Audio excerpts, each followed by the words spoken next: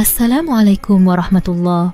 Alhamdulillah kita sekarang berada dalam bulan Muharram, bulan yang dimuliakan Allah yang dikenali sebagai Syahrullah, bulan Allah.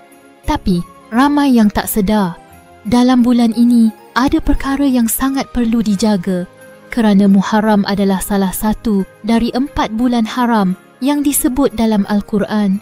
Maka janganlah kamu menzalimi diri kamu dalam bulan-bulan itu. Surah At-Taubah ayat 3, 6. Dalam bulan ini, dosa digandakan dan kezaliman terhadap diri sendiri pun dianggap berat. Jadi mari kita bincang 3 perkara yang jangan kita buat dalam bulan Muharram. 1. Jangan sengaja buat dosa walaupun kecil. Dalam bulan haram, setiap dosa yang kita buat lebih besar balasannya di sisi Allah. Kadang-kadang kita anggap biasa, mengumpat sikit je, lewatkan solat, tonton benda tak senonoh dan sebagainya. Tapi dalam bulan ini, semua itu jadi lebih berat. Rasulullah bersabda, orang yang bijak ialah yang menghisap dirinya dan beramal untuk hari kemudian. Riwayat Al-Tirmizi. Kalau kita tahu kita akan hadapi ujian besar, takkan kita main-main. Begitulah dengan bulan Muharram. Ya, masa Allah pantau kita lebih dekat. 2. Jangan sia-siakan waktu dengan benda tak berfaedah. Bulan ini adalah permulaan tahun baru hijrah. Kalau awal tahun kita bazir dengan scroll TikTok sampai 3 pagi, main game tak berhenti, gosip hal orang, maka apa petanda untuk sepanjang tahun? Gunakan bulan ini untuk muhasabah diri kita.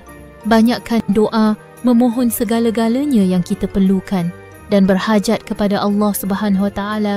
Memperbanyakkan sedekah dalam apa jua bentuk sedekah, berpuasa sunat dan banyak lagi ibadah lain yang kita boleh laksanakan. Barang siapa yang hari ini lebih baik dari semalam, dia adalah orang yang berjaya. 3. Jangan tinggalkan amalan baik yang kita dah biasa buat. Kadang-kadang kita ni, bila bulan Ramadan habis, amalan kita yang pernah kita buat di bulan Ramadan pun turut habis. Tapi bulan Muharram yang Allah rezekikan kita pada tahun ini adalah peluang kedua untuk kita teruskan. Solat berjemaah, zikir pagi petang, tilawah Al-Quran. Sebab itu bulan Muharram ini adalah tersangat istimewa. Bukan sebab banyak sambutan, tapi sebab Allah sendiri yang memuliakan bulan ini. Kesimpulan, jangan mulakan tahun baru Islam dengan dosa yang disengajakan, masa yang dibazirkan, amalan baik yang ditinggalkan. Sebaliknya, jadikanlah bulan Muharram ini titik mula hijrah, peluang gandakan pahala, masa bersihkan hati. Moga Allah berkati kita semua di bulannya yang mulia ini.